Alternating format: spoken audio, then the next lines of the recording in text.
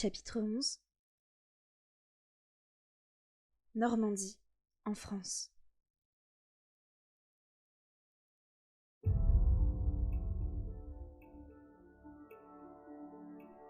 Le champ était jonché des cadavres de dizaines de vaches. La plupart des carcasses étaient déjà à moitié rongées, comme si on les avait copieusement aspergées d'une substance corrosive. Le docteur Daniel Méran s'avança précautionneusement vers la vache la plus proche, en s'efforçant d'éviter les flaques de liquide noir qui suintaient de larges formes étendues ventre à terre. Elle s'agenouilla et alluma son dictaphone. Puis, elle se mit à parler aussi fort et aussi clairement que possible à travers le caoutchouc de son masque. Nous avons là une trentaine de vaches laitières, toutes mortes, et les corps semblent se décomposer. Enfin non, je dirais plutôt se liquéfier rapidement. Pas uniquement les tissus mous, mais aussi les cartilages et le cuir. Elle se pencha un peu plus près. Le pelage, les dents et les os semblent être les seules parties du corps à ne pas être affectées. À moins peut-être que pour elle, le processus de liquéfaction ne prenne plus de temps. Elle éteignit son dictaphone et examina la masse suintante affaissée devant elle. « C'est impossible », murmura-t-elle. Aucun pathogène n'était capable de ce genre de choses. Si on lui avait raconté qu'il avait plu de l'acide fluorosulfurique une demi-heure plus tôt sur le champ, elle aurait accepté cette explication de bonne grâce. Mais un pathogène... Le docteur Méran se releva et traversa le champ en direction de la grange située à l'autre bout. Plusieurs membres de son équipe se tenaient devant les portes ouvertes et discutaient, leur voix étouffée par les masques à oxygène. Elle ne distinguait que leurs yeux à travers leur visière en plastique. « Daniel, il y en a d'autres à l'intérieur. » l'interrompit l'un d'eux. Elle ne voyait pas qui avait parlé, mais à sa voix elle reconnut le docteur Guillot. « D'autres vaches ?» Difficile à dire. J'ai l'impression, oui. Guillot n'était pas qu'un collègue, c'était aussi un ami. Elle se pencha vers lui pour croiser son regard, et immédiatement elle sut qu'il pensait exactement la même chose qu'elle. C'est bien le virus du Nigeria. On les avait envoyés sur place précipitamment, avec l'ordre de dire à quiconque qui poserait la question qu'il s'agissait d'une suspicion de fièvre afteuse. On leur avait dit d'enquêter, d'observer et de rapporter les échantillons.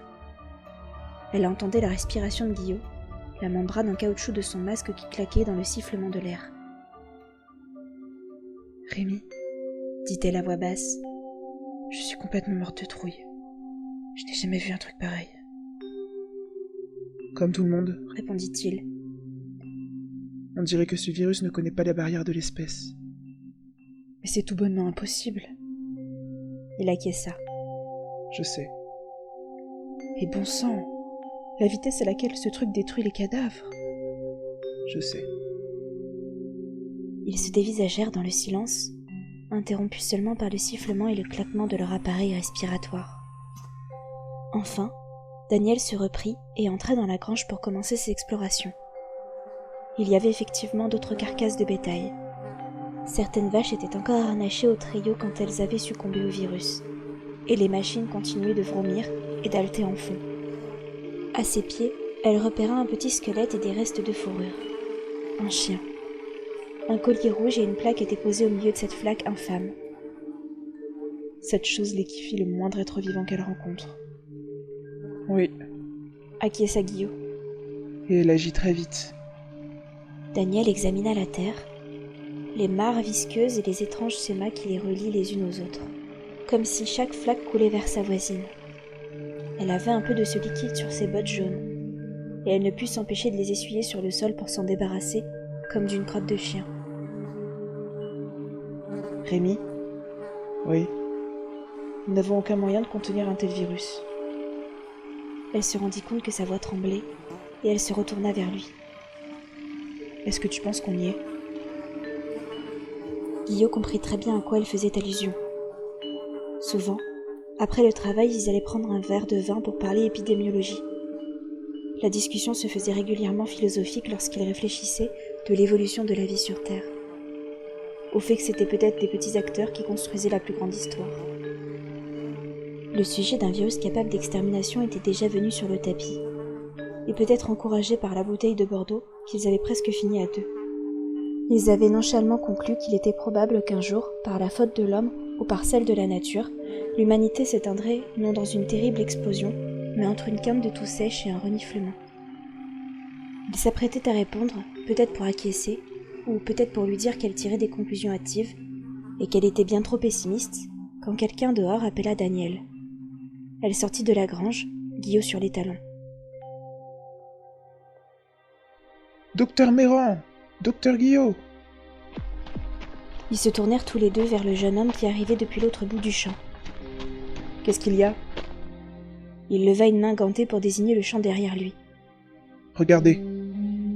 Les deux médecins essayèrent de voir ce qu'il lui montrait. Quoi? Là-bas. Le docteur Méran ne savait pas trop ce qu'elle cherchait. Et soudain elle vit. À ce moment-là, elle comprit. Elle eut soudain du mal à tenir sur ses jambes. « Oh mon Dieu !» s'exclama-t-elle. « Quoi? Quoi ?» répéta Guillot qui n'avait toujours pas vu. « Là-bas. Regarde sur l'herbe. » Il suivit la direction qu'elle indiquait. À son tour, il vit. Leurs regards se croisèrent à nouveau. « Oh, nom d'un chien !» souffla-t-il. Pour répondre à ta question... Dans un champ, une nuée de corbeaux s'était échouée sur l'herbe. Les volatiles tentaient de remuer des ailes, comme pris de spasmes, mais leurs plumes noires se détachaient une par une pour s'envoler dans la brise. Je crois qu'on est foutus.